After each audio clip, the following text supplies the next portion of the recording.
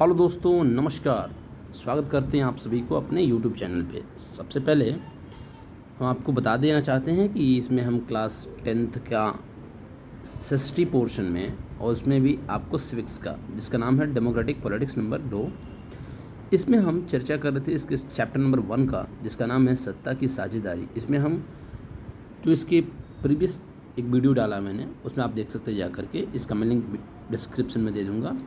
उसमें मैंने आखिर में सत्ता की साझेदारी होती क्या है, इसको हम 2 देशों के उदाहरण से समझ चुके हैं।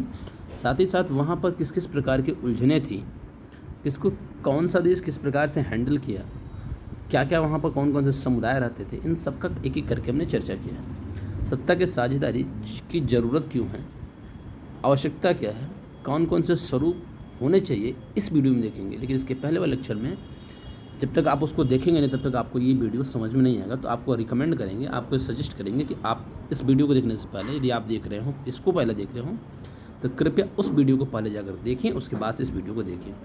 इससे क्या होगा, आपकी अंडरस्टैंडिंग क्लियर हो जाएगी और ये चैप्टर टोटल 2 वीडियो में कंप्लीट हो जाएगी। तो आज का जो हमारा वीडियो रहने वाला है वो रहने वाला है कि सत्ता की साझेदारी का इसका रूप क्या, अर्थात इसके कौन कौन से स्वरूप हैं। सत्ता की साझेदारी को हम किस किन तरीक़ों में बांट सकते देख सकते हैं। तो जब सबसे पहले बात होती थी कि सत्ता की साझेदारी किया जाए कि नहीं किया जाए, तो सबसे पहले एक कॉन्सेप्ट आता था कि जो हमारे पास पॉलिटिकल पावर होना चाहिए ना, राजनीतिक सत्ता, उसका बंटवारा नहीं किया सकता है। पहले ये था कि यदि हम राजनीतिक सत्ता का बंटवारा कर देते हैं, तो ये बंटवारा अगर कई लोगों में हो गया, तो इस शक्ति का विभाजन होने के कारण से यदि कोई निर्णय लेना हो, तात्कालिक निर्णय लेना हो, तो इस निर्णय लेने में देरी होती है। क्योंकि ये कोई व्यक्ति यदि चाहता है फैसला लेना, स्वयं से लेना, तो वो आसानी से ले सकता है, क्योंकि सिंगल पर्सन है। यदि वहीं बातचीत 10 व्यक्तियों के बीच में जाती, 10 व्यक्तियों की 10 किस्म की बात होगी, तो वहाँ पर निर्णय लेने में कहीं ना कहीं देरी हो जाती है। तो इस विचारधारा को सामने रख कर ये कहा गया कि सत्ता का बंटवारा, खासतौर पर पॉलिटिकल पावर का बंटवारा, तो नहीं किया जाना चाहिए। लेकिन इसी धारा के विपरीत एक विचारधारा आई, जो कि हमारी लोकतांत्रिक विचारधारा है। इसमें कहा गया कि चूँकि हम लोकतंत्र में जी रहे हैं और लोकतंत्र चूँकि जनता से बना है, जनता के लिए ही वास्तव में सारी की सारी चीज़ें की जा रही हैं, तो जनता ही यदि इसमें भागीदार ना बने, जनता ही को हम शामिल ना करें, तो आखिर में लोकतंत्र की मूल आत्मा का ही तो हनन हो जाएगा। तो सबसे पहले इन 2 चर्चाओं पर हम देखेंगे। जैसा कि आप स्क्रीन पर देख पा रहे हैं, कॉन्सेप्ट है कि राजनीतिक सत्ता का बंटवारा नहीं किया जा सकता है। इसी धारणा के विरुद्ध सत्ता की साझेदारी के विचार सामने आए। एक कॉन्सेप्ट कहता है कि हम पॉलिटिकल पावर को डिवाइड नहीं करेंगे, बांटेंगे नहीं। दूसरी विचारधारा कह रही है कि नहीं, इसका हम विभाजन कर सकते हैं।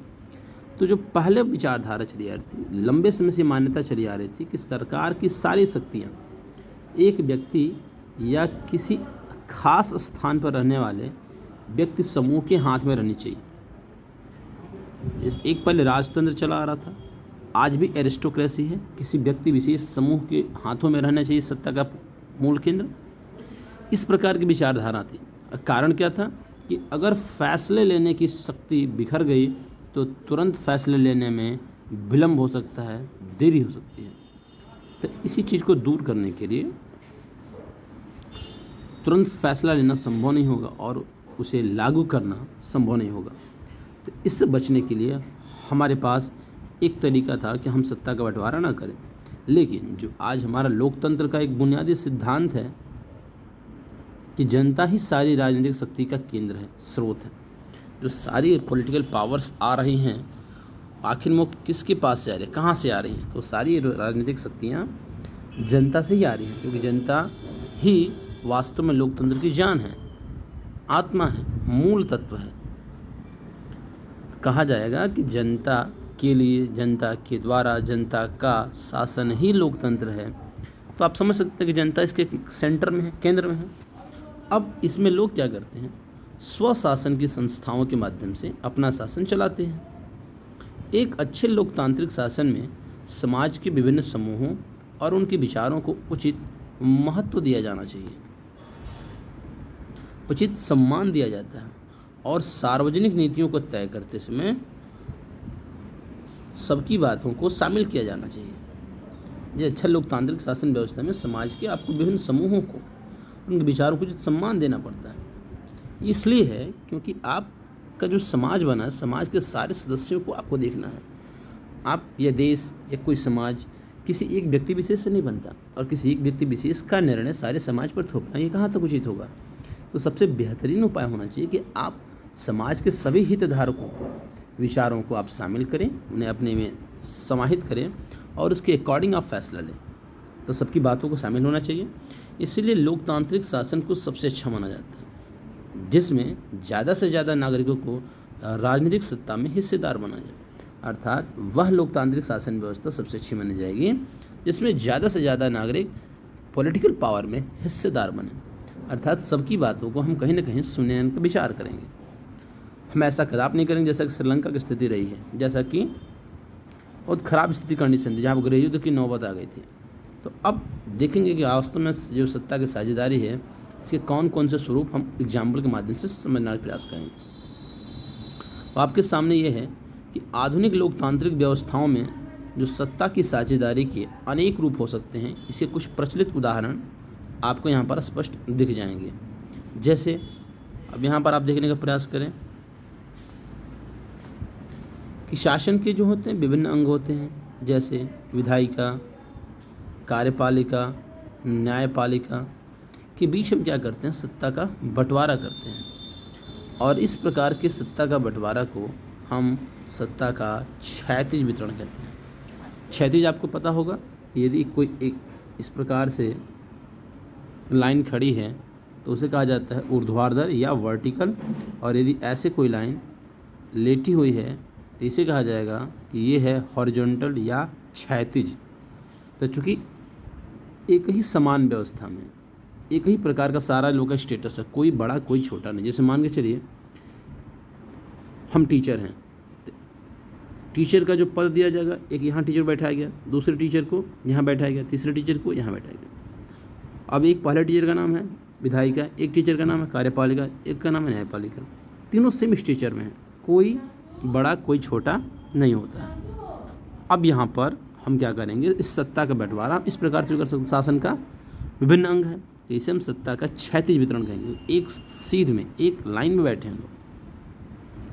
लेकिन मान के चलिए यदि किसी विद्यालय में यदि 3 प्रकार के शासन की व्यवस्था, जैसे मान के चलिए प्रिंसिपल है तो प्रिंसिपल को मैंने पोस्ट दिया कुछ इस प्रकार से। अब प्रिंसिपल का पोस्ट यहाँ पे, टीचर उससे नीचे के पोस्ट पर होते हैं, और समूह ग उससे नीचे, समूह घ उससे नीचे।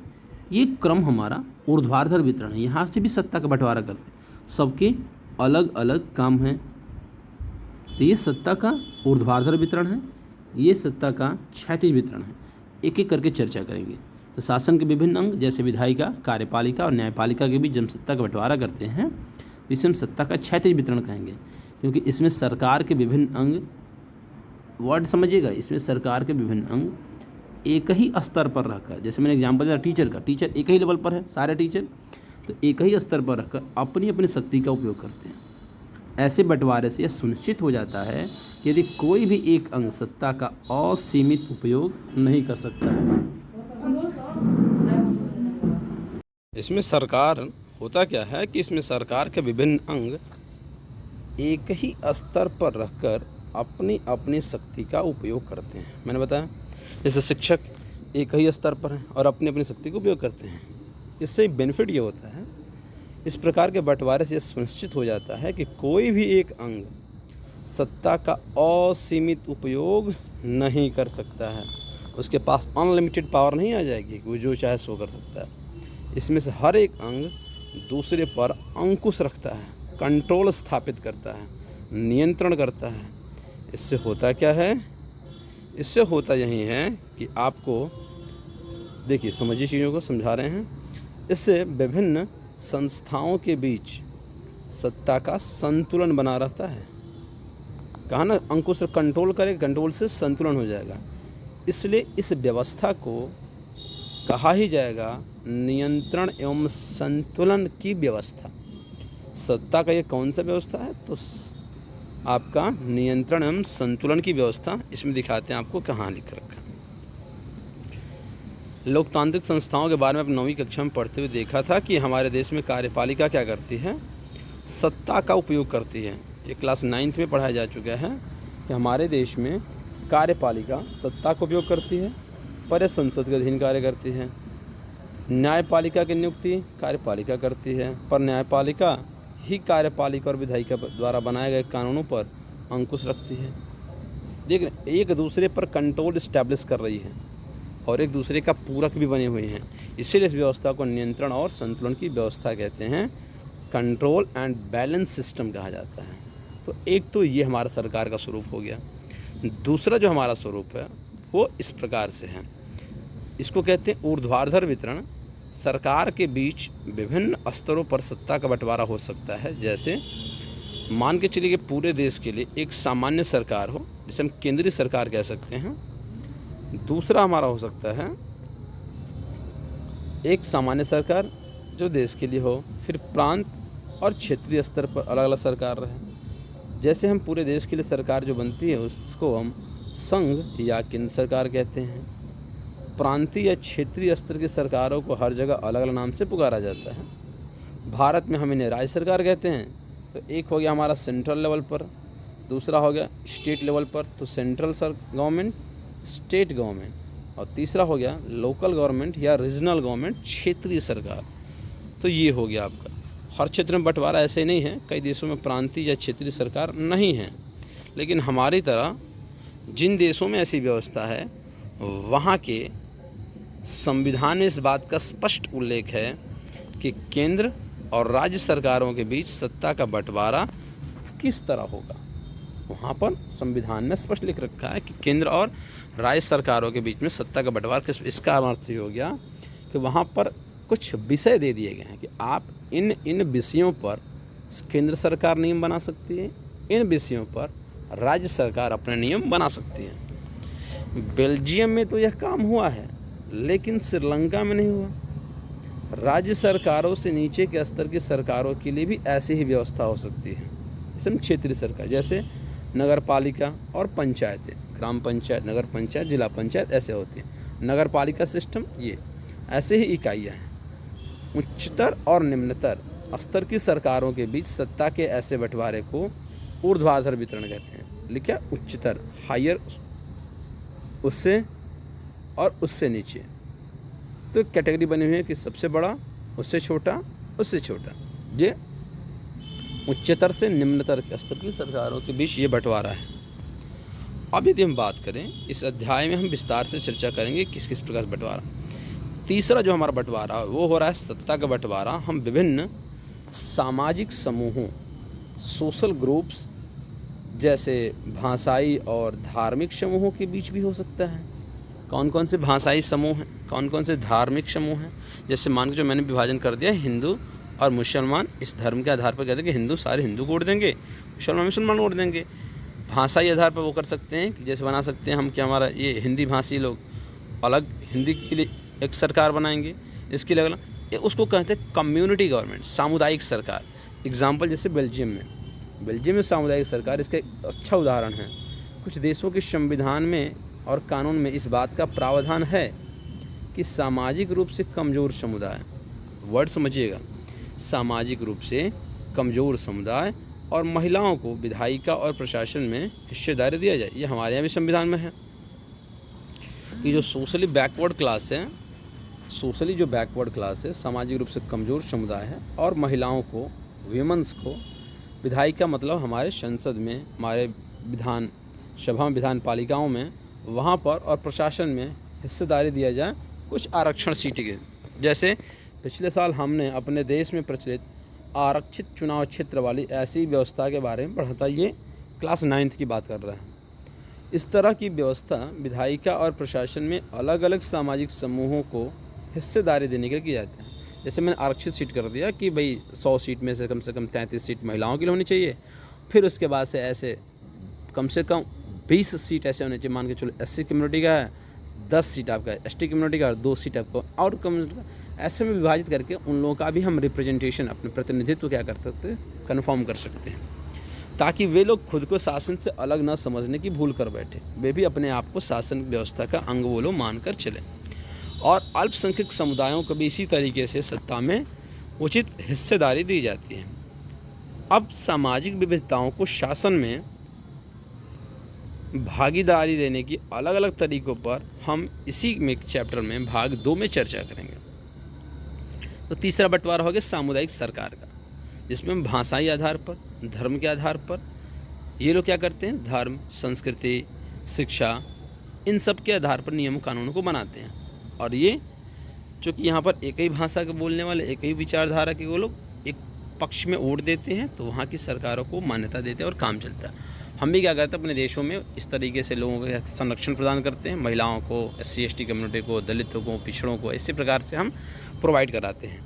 अब कह रहा है एक और रूप है सत्ता के बंटवारे का, एक रूप हम विभिन्न प्रकार के दबाव समूहों और आंदोलनों द्वारा भी शासन को प्रभावित और नियंत्रित करने के लक्ष्य रख सकते हैं। जैसे लोकतंत्र में लोगों के सामने सत्ता के दावेदारों के बीच चुनाव का विकल्प जरूर रहना चाहिए, जिसे हम कहते हैं चुनाव का होना।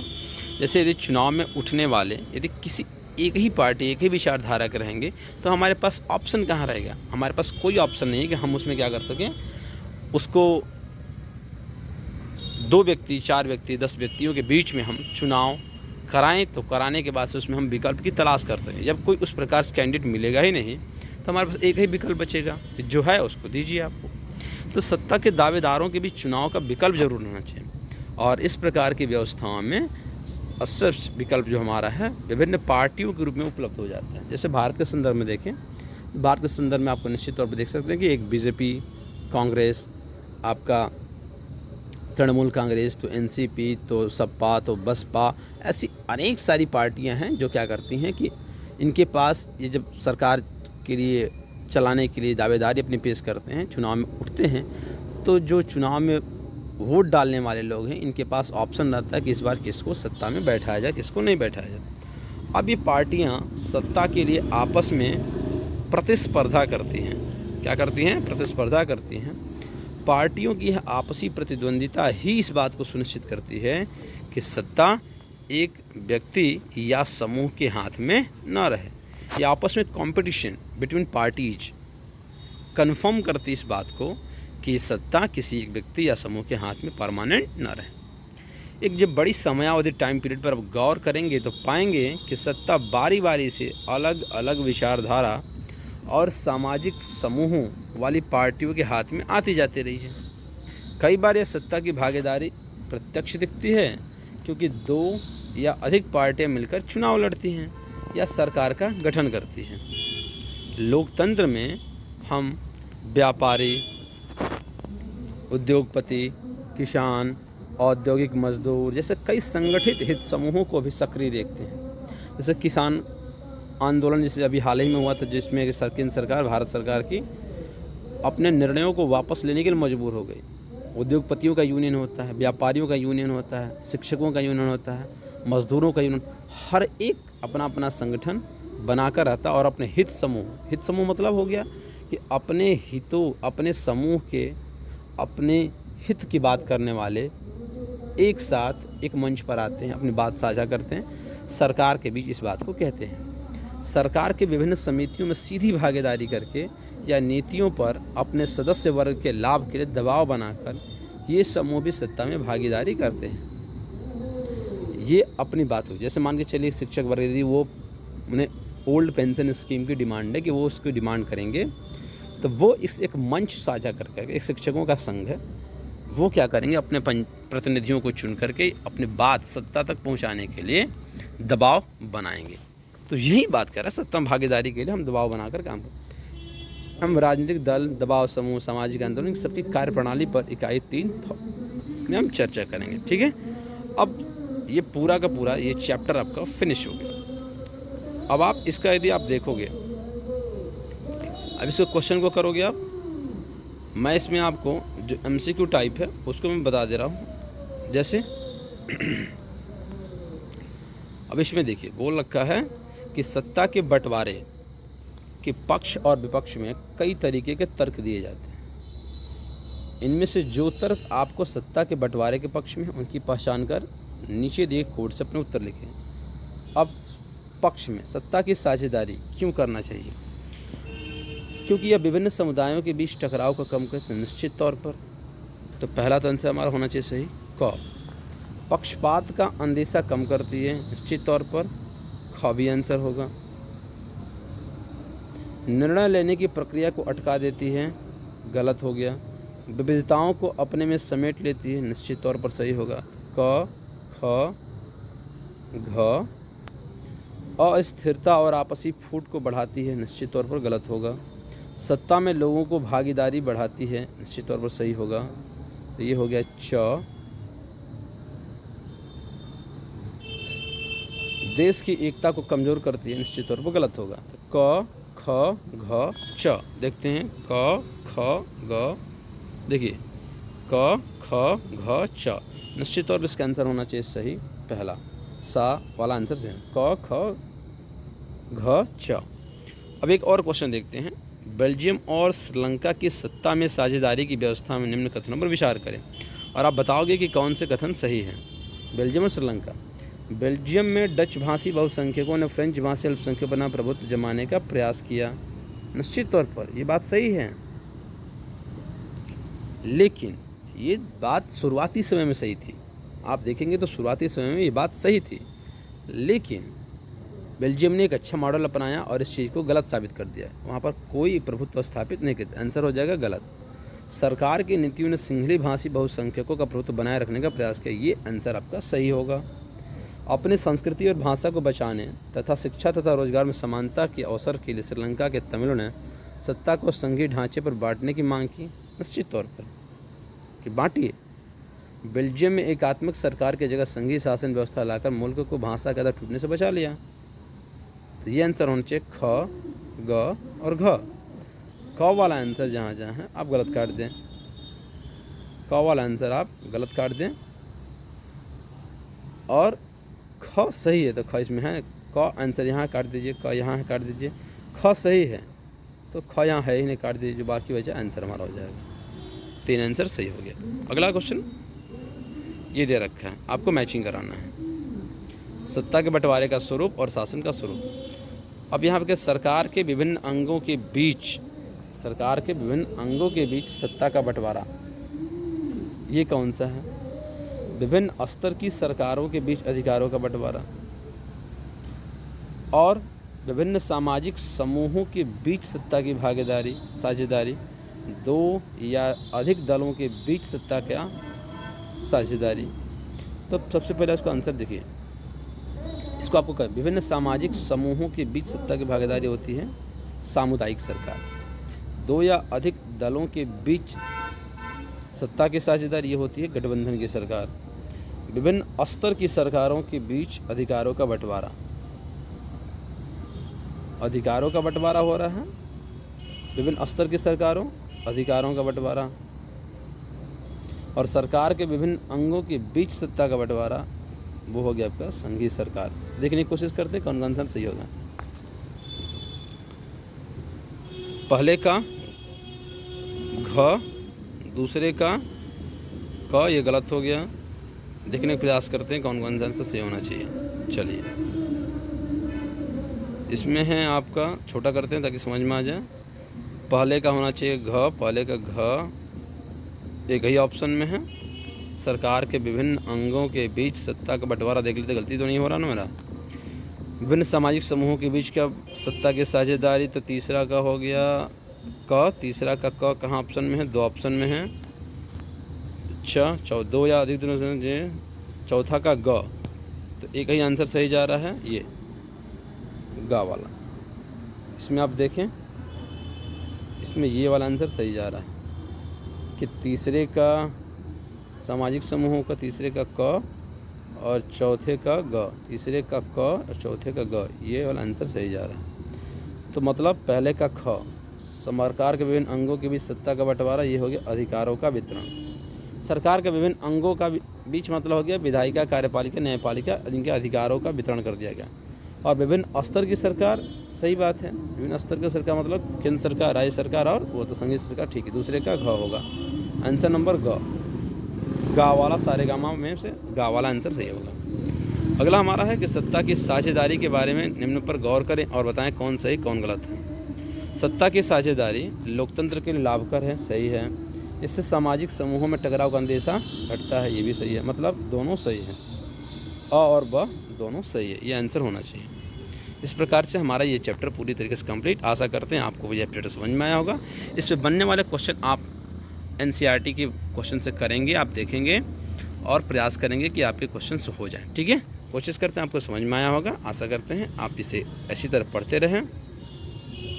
और क्या करेंगे आप, रिवाइज बार बार करेंगे, क्योंकि रिवाइज कन्फर्म्स द सक्सेस। मेरा ये मानना है कि रिवाइज ही है जो आपके सक्सेस को सुनिश्चित करता है। तो चलिए इस वीडियो में इतना ही, मिलेंगे अगले वीडियो में एक अलग टॉपिक, एक दूसरा चैप्टर सिविक्स का। तब तक के लिए बाय बाय, गुड नाइट।